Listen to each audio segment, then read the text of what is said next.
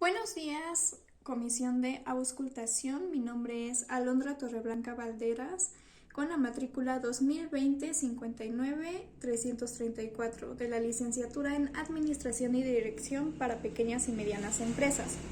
En libre uso de mi pleno albedrío, quiero proponer a la maestra Laura Gatica Barrientos como candidata para que pueda participar durante todo este proceso de elección para director o directora de nuestra facultad, ya que además me resulta sumamente interesante saber más acerca de su desempeño tanto académico como profesional y poder tener de cierta forma una interacción más cercana, pues es la candidata que en mi opinión ha sido la más presente.